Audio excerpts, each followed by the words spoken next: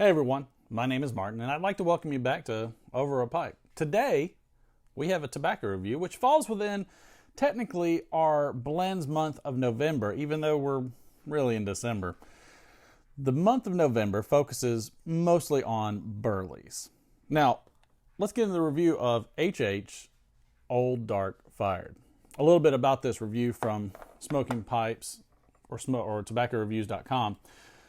This is a bold flake of dark-fired Burleys in a well-balanced unity with flue-cured Virginias. This flake is hot-pressed, meaning that during the pressing, heat is added by the steam to the tobaccos, which causes the tobacco to intensify the marrying process, giving us a much bolder tobacco. The robust, earthy flavor of the dark-fired Burleys shines through in the taste, and you will experience a deeply satisfying smoke indeed.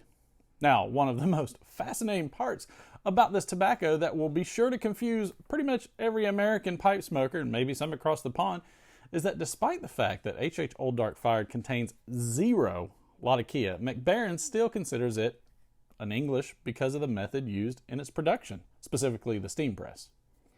It's fascinating. Now, we're fortunate to have an older perspective by Black Horse, who in 2012 commented that I ordered a tin as soon as I heard about this one, as I'm a fan of Dark Fired Kentucky. Everything I had read and heard sounded right on the money for my tastes. Was I disappointed? Not in the least. I took 4 of the small thin flakes out of the tin to dry them. Interestingly, they really dried. Now, when I rubbed them out, the flake fractured into smallish little thin brittle shards, and I was like, oh great. I thought, well, I tried them anyways, and even though they were totally dried out, they smoked really, really well. Now, then I mixed some fresh, rubbed with the dried at about 50-50, and it also did really, really well. Same burn, same flavors. Though not one to make comparisons very often, the best way I can describe this one is that it's like Gowith Dark Flake Light. A bit lighter in flavor, in the nicotine, and in overall impact. Now, this doesn't make it any less of a blend, as that lessness allows its flavor profile to be more round, which I would call an asset. All in all, it's absolutely excellent.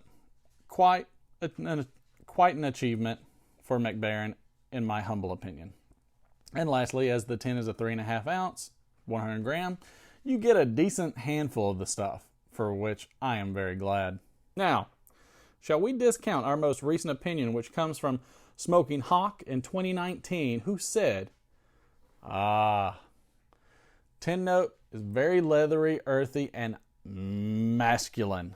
There's a faint sweet note tucked under the golden foil, neatly cut dark brown with some golden spot flakes.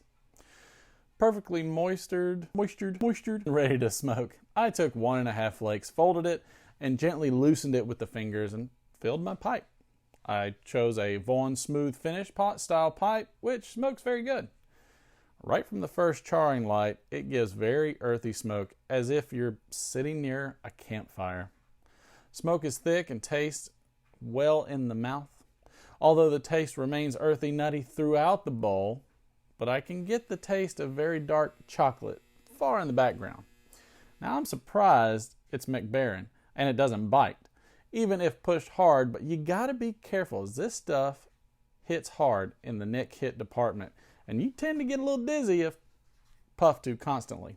This masterpiece is for occasions when you're all by yourself in the late evening, alone in the back porch with the clear night sky and a cool breeze passing your face, mixed with the HH Old Dark Fired distinct aroma and smoke. I highly recommend this for an intermediate to an experienced pipe smoker. And finally, how could we forget the enlightening conclusion of Jim Inks, who in 2013 opined it's a little closer to medium than strong in regard to strength and taste. And that observation depends on how used to strong tobaccos is the smoker. The main component is the earthy, woody, floral, spicy, fairly dry, mildly tart, and tangy sour, nutty, dark-fired Kentucky. It's earthy, nutty, woody Burleys and earthy, woody, tangy, dark, fruity, citrus, sweet Virginias work as secondary stars. Now, you're going to notice every aspect is virtually in every puff. The natural sweetness of the varietals are enhanced by being steam pressed, and there's a mild vinegar and barbecue hit from the binder. The harmonious complexity of the flavor works to its advantage in terms of its effect on your taste buds. Now, there may be some flakes that are more complex, but not by a whole lot. And this gives you plenty enough as it is. It's not going to bite and has a few rough edges. It burns clean, a little slow, and is tinned at the perfect moisture level with a medium nick hit that gets a little stronger as you smoke along. The taste is very consistent from start to finish, and little moisture is left in the bowl. Needs some relights, and I would recommend a slow puffing cadence for best effect. Now, it has a pleasant lingering campfire aftertaste and stronger room note. Not an all-day smoke, for sure. There are stronger tobaccos.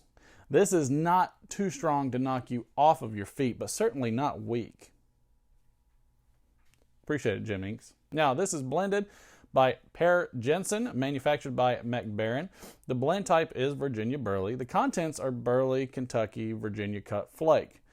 The packaging comes in a 50-gram tin or a 100-gram tin, or you can get a 1-pound box if you so choose.